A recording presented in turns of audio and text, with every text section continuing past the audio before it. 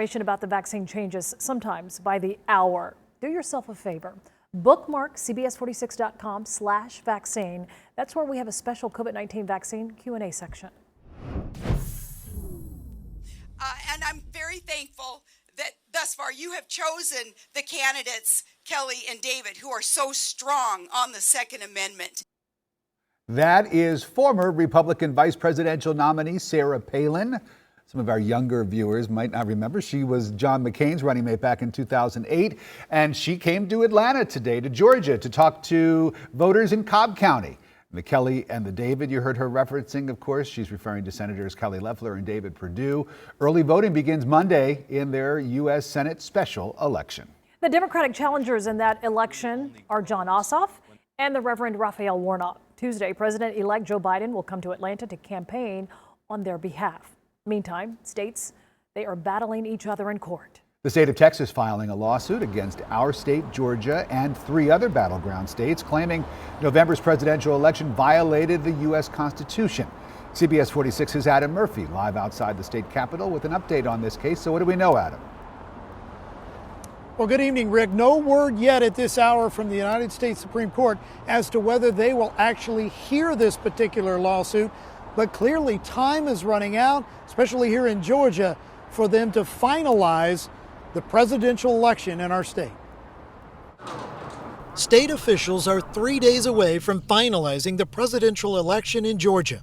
But this Texas lawsuit against the Peach State is calling on the United States Supreme Court to delay the deadline for the appointment of presidential electors on Monday and allow investigations of fraud to be completed. The complaint argues that Georgia's Secretary of State, Brad Raffensperger, without legislative approval, unilaterally abrogated Georgia's statute governing the signature verification process for absentee ballots when he entered into a settlement agreement with the Democratic Party. If the Supreme Court has 5 votes, 5 justices who want to accept and hear the lawsuit, then they will hear the lawsuit and it'll proceed. Constitutional law attorney Paige Pate believes it's a long shot for the court.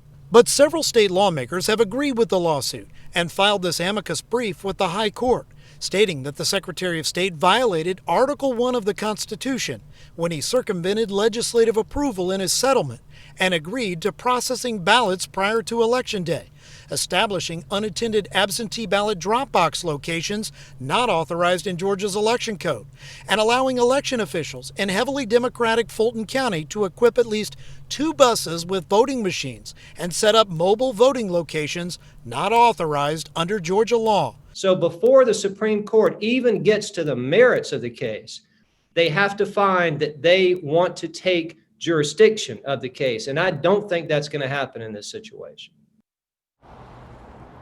Now, the Office of Attorney General Chris Carr has responded to this, and we've reported, and we'll say it again. He has said, quote, that this lawsuit is constitutionally, legally, and factually wrong about Georgia. On a side note, I have just learned that Vice President Mike Pence is scheduled to be back in Georgia next Thursday. He will be in Macon and Columbus to rally support for Senators Loeffler and Perdue.